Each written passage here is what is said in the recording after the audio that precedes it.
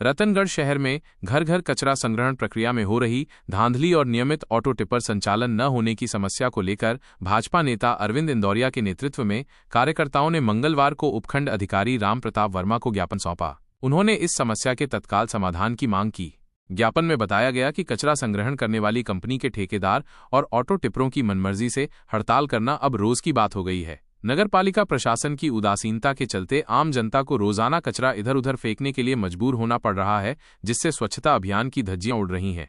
भाजपा नेता अरविंद इंदौरिया ने आरोप लगाया कि आए दिन किसी न किसी वजह से ऑटो टिपर वार्डों में आना बंद हो जाते हैं। कंपनी द्वारा नगरपालिका की शर्तों के मुताबिक काम नहीं किया जा रहा है। उन्होंने जयपुर की एक ही कंपनी को 2022-23 से लगातार ठेका देकर भ्रष्टाचार करने और मिलीभगत का आरोप लगाया।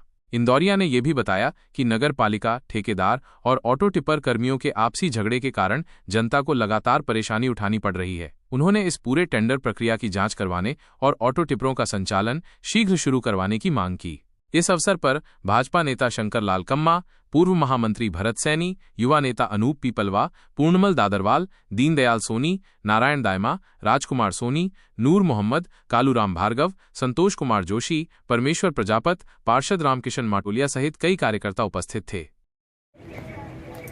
आज हम सभी भारतीय जनता पार्टी के कार्यकर्ता एवं नगर पालिका के पार्षद एवं पार्षद प्रतिनिधियों ने मिलकर के श्रीमान उपखंड अधिकारी महोदय को एक ज्ञापन दिया है। ज्ञापन में हम सब ने अवगत कराया है कि यहाँ रतनगढ़ में ऑटो टिपर जो घर घर कचरा संग्रहण करते हैं, मोदी जी की एक बहुत ही शानदार योजना है, जिसमें वो चाहते हैं कि स्वच्छ भारत रहे। परंतु रतनगढ़ नगर पालिका में आकर के मोदी जी की यह योजना जो है वो फेल हो जाती है। यहाँ लगातार हम देख रहे हैं, आए महीने, हर महीने कभी 10 दिन, कभी 5 दिन, कभी 7 दिन ऑटो टिपर बंद हो जाते हैं, कचरा संग्रहण करना बंद कर देते हैं। अभी लगातार 7 वर्ष से ऑटो टिपर बंद है, घर घर कचरा संग्रहण नहीं किया जा रहा है। हमने एसडीएम साहब के मार्फत हमने ये अवगत कराया उनको, ये जो टेंडर प्रक्रिया इसकी की गई है वही गलत है, और उस टेंडर प्रक्रिया गलत होने के कारण से बार बार इन लोगों में आपस में, ठेकेदार और नगर पालिका में आपस में अनबन हो जाती है। देखिए 2022-23 में ये टेंडर किया गया था।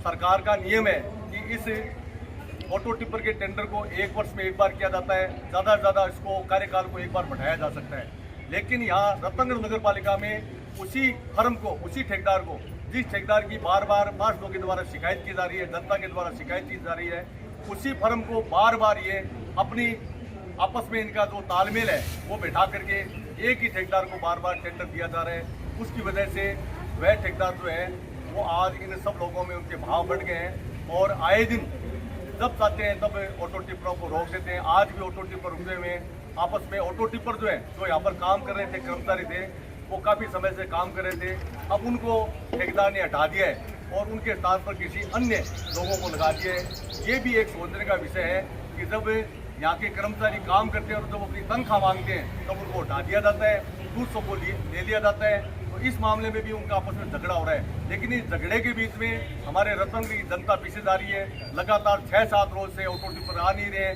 कचरा बैंकर जमा हो गया है, और जहाँ कचरा डाला जाता है वहाँ पर भी मैं आपको बता दूँ 49 लाख रुपए का एक टेंडर किया गया था, लेकिन वहाँ पर भी कचरा जो का त्यों पड़ा है। नगर पालिका द्वारा संबंधित फर्म को, ठेकेदार को रुपए दे दिए गए हैं 49 लाख रुपए, और कचरा जो का त्यों है। तो ये भी हमारी शिकायत है। इन सब बातों के लिए हमने उपखंड अधिकारी महोदय को पत्र दिया है। उन्होंने हमें पूरा आश्वस्त किया है कि जल्दी से जल्दी कचरा जो लेने के लिए ऑटो टिपर आते हैं उनको सुचारू किया जाएगा, और जो टेंडर प्रक्रिया गलत है उसकी जांच करवाई जाएगी। धन्यवाद।